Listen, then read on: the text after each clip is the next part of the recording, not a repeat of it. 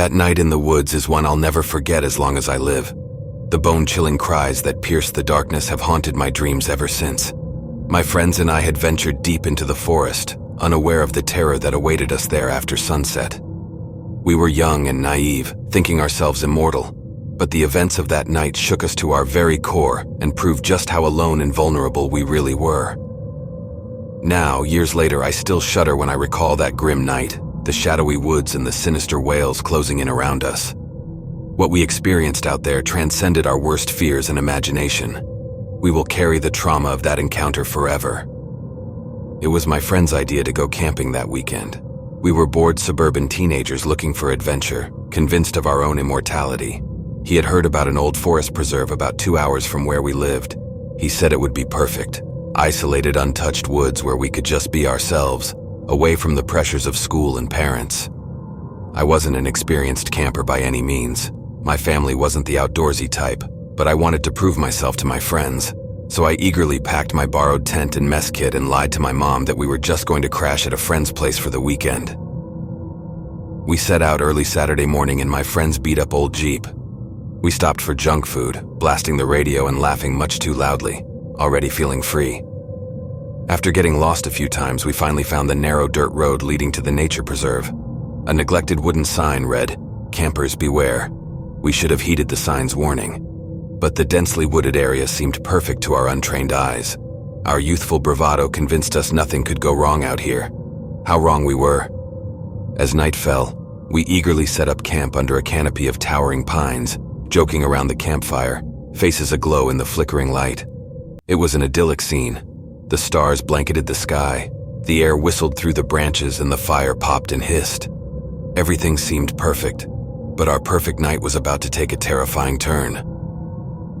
The night was still, with only the gentle breeze rustling through the trees. We set up camp deep in the forest, far away from any trails or civilization. We were out here to disconnect and enjoy nature, taking a break from our busy lives. As we sat around the crackling fire, roasting marshmallows, everything seemed perfect. The stars twinkled brightly above us and the full moon cast an eerie glow across the woods. Suddenly, a bone-chilling sound pierced through the quiet night. It started as a low rumble but quickly escalated into a screeching wail that sounded almost human. We all froze, our laughter caught in our throats. The hair on my arms stood on end. That scream, it didn't seem natural. It was primal, tormented, like something from a nightmare. My friend suggested it was just a screech owl, but the noise continued, morphing into a ghastly moan that seemed to come from all around us. It felt like whatever was making that sound was circling our camp, toying with us. We hastily put out the fire, blindly stumbling into our tents with shaking hands. I clutched my flashlight like a weapon, ears straining for any sign of movement outside. The shrieking and groaning continued, sometimes right next to my tent and other times far off in the distance. No one slept that night. We sat huddled in our tents listening to those horrible cries carrying through the woods until the sun finally rose. We hurriedly packed up camp at sunrise and raced back to the car. I've never felt fear like I did that night, a primal, visceral terror at something unseen in those dark woods. In the days after, I tried to convince myself it was just an animal or forest noises that seemed amplified at night. But deep down, I knew the truth. What we heard was not natural. The locals in town seemed to confirm my suspicions with their hushed whispers of a ghost that wanders those woods, rumors of a dark spirit that stalks lost travelers, cries piercing the night to draw out its victims. Apparently, others have reported hearing the same ghastly wails over the years, yet no one dares speak of it openly. I wish I hadn't shrugged off the tales as small-town folklore. Now I know the legends are true. There is something evil lingering in those woods, something chillingly supernatural we awoke in the darkness. I'll never camp there again. Nor will I forget the night we heard the mournful screams of that ghostly entity as it circled our camp, toying with us helpless prey. The true terror of the forest had revealed itself.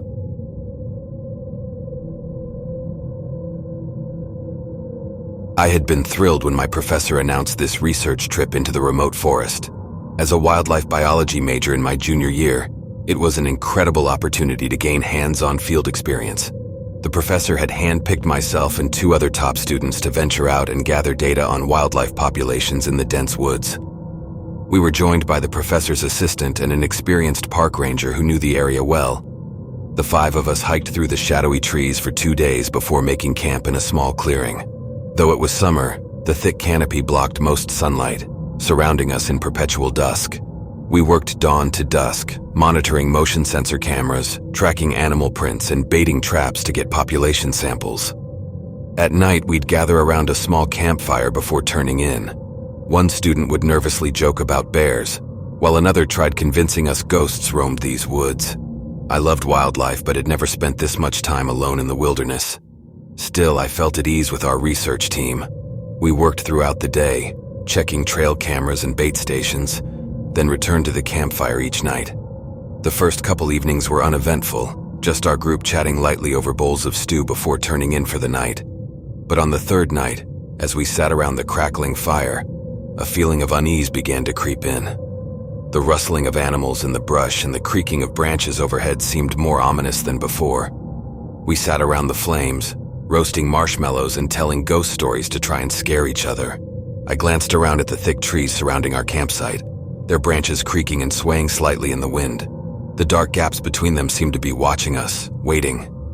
I shook off my unease, chalking it up to one too many scary stories, and stood up to add more wood to the fire. Sometime past midnight, I woke up to use the restroom. As I walked sleepily out of my tent, I froze. Through the trees, I saw a tall, human-like shadow standing eerily still among the trees. It was too dark to make out any features, but chills ran down my spine.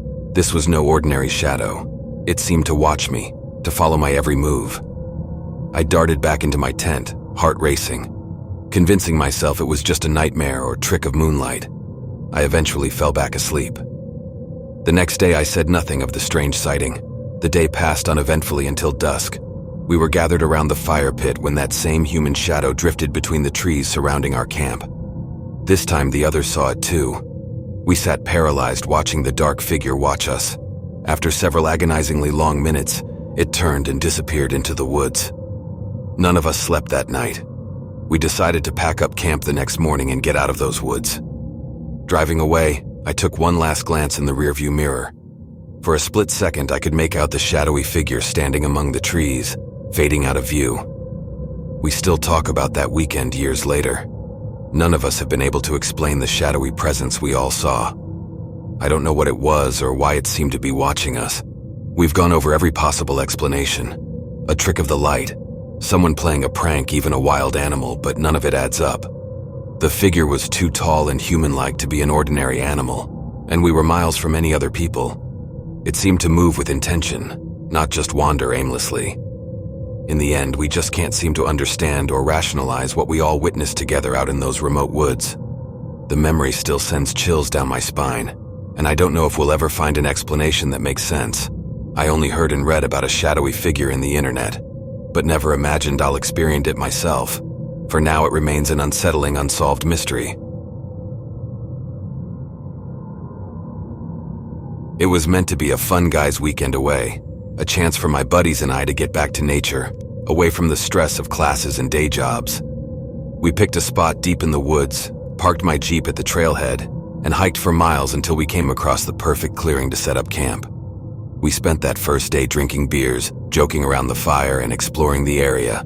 That night, exhausted from the day's hike, I crawled into my tent ready for a good night's sleep.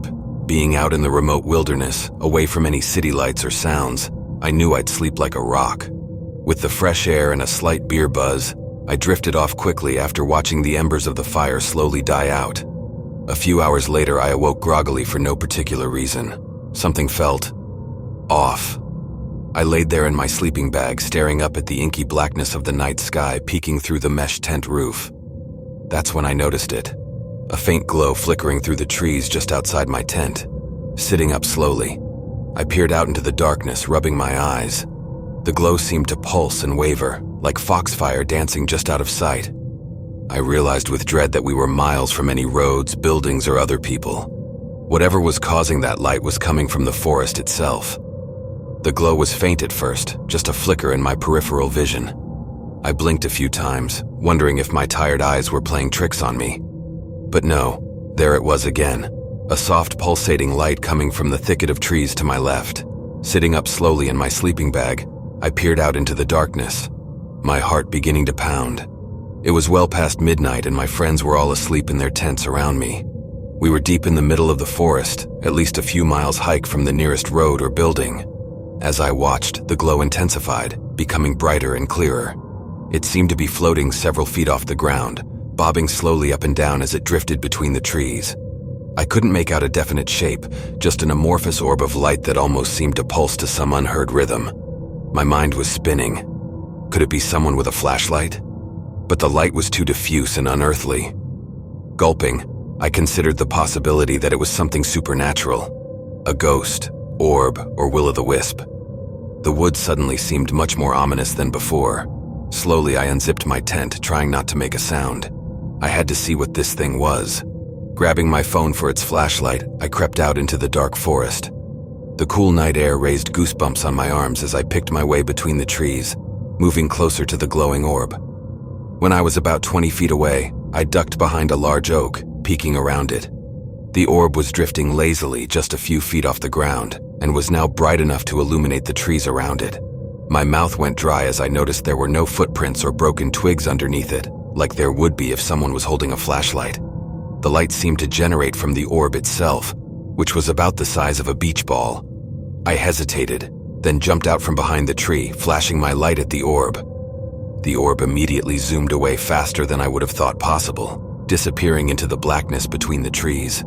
I stood there dumbfounded, playing my light around but seeing nothing but empty forest. A crack of a branch behind me made me whirl around, heart leaping into my throat.